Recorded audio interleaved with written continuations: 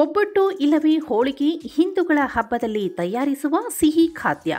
ಇನ್ನೇನು ಹೋಳಿ, ಯುಗಾದಿ ಸೇರಿದಂತೆ ಸಾಲು ಸಾಲು ಹಬ್ಬಗಳು, ಜಾತ್ರೆಗಳು ಬರುತ್ತಿವೆ. ಆದರೆ ಈಗ ಒಬ್ಬಟ್ಟು ತಂದಿಟ್ಟಿದೆ ಆಪತ್ತು. ಹೌದು, ರೆಡಿಮೇಡ್ ಹೋಳಿಗೆ ತಯಾರಿಸುವಲ್ಲಿಯೂ ಪ್ಲಾಸ್ಟಿಕ್ ಬಳಸುತ್ತಿದ್ದಾರೆ ಎಂಬ ಮಾಹಿತಿ ಹೊರಬಿದ್ದಿದೆ. ಯಾರೇ ಆಗಲಿ ಹಬ್ಬಗಳು ಬಂದಾಗ ಸ್ವೀಟ್ ಖರೀದಿಸೋದು ಸಾಮಾನ್ಯ. ಅದರಲ್ಲೂ ಯುಗಾದಿ ಹಬ್ಬ ಬಂದ್ರೆ ಸಾಕು, ಹೋಳಿಗೆ ಅಂಗಡಿಗಳಿಗೆ ಬೇಡಿಕೆ ಇರುತ್ತೆ. ಕಳೆದ ಕೆಲ ದಿನಗಳ ಹಿಂದೆಯಷ್ಟೇ ಇಡ್ಲಿಯಿಂದ ಕ್ಯಾನ್ಸರ್ ಬರುತ್ತೆ ಎಂಬ ವರದಿ ಆರೋಗ್ಯ ಇಲಾಖೆ ಕೈ ಸೇರಿತ್ತು. ಎಚ್ಚೆತ್ತುಕೊಂಡ ರಾಜ್ಯ ಸರ್ಕಾರವು ಕೆಲ ಆಹಾರಗಳ ಮೇಲೆ ಕಟ್ಟುನಿಟ್ಟಿನ ನಿಯಮ ವಿಧಿಸಿತ್ತು. ಇದೀಗ ಮತ್ತೊಂದು ತಿಂಡಿ ಮೇಲೆ ಸರ್ಕಾರ ವಾರ್ನಿಂಗ್ ನೀಡಿದೆ.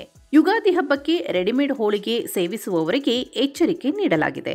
ಅಂಗಡಿಗಳಲ್ಲಿ ರೆಡಿಮೇಡ್ ಹೋಳಿಗೆ ತಯಾರಿಕೆಯಲ್ಲೂ ಪ್ಲಾಸ್ಟಿಕ್ ಬಳಕೆಯಾಗುತ್ತಿದೆ ಎಂದು ಆರೋಪಿಸಲಾಗಿದ್ದು, ಇದೀಗ ರಾಜ್ಯಾದ್ಯಂತ ಹೋಳಿಗೆ ಅಂಗಡಿಗಳ ಮೇಲೆ ಆಹಾರ ಇಲಾಖೆ ದಾಳಿ ಮಾಡಿದೆ. ಪ್ಲಾಸ್ಟಿಕ್ ಬಳಕೆ ಮಾಡಿರೋ ಅಂಗಡಿಗಳಿಗೆ ನೋಟಿಸ್ ನೀಡಲಾಗಿದೆ. ಹೋಳಿಗೆಗೆ ಪ್ಲಾಸ್ಟಿಕ್ ಕವರ್ ಬಳಸಿದ್ರೆ ವಿಷಕಾರಿ ಅಂಶ ಹೋಳಿಗೆ ಸೇರೋ ಸಾಧ್ಯತೆ ಇದೆ ಎಂದು ಹೇಳಲಾಗಿದ್ದು, ಈ ಬೆನ್ನಲ್ಲೇ ಹೋಳಿಗೆಯಲ್ಲೂ ಪ್ಲಾಸ್ಟಿಕ್ ಬಳಕೆ ಮಾಡಬಾರದು ಎಂದು ಆರೋಗ್ಯ ಇಲಾಖೆ ನೋಟಿಸ್ ನೀಡಿದೆ.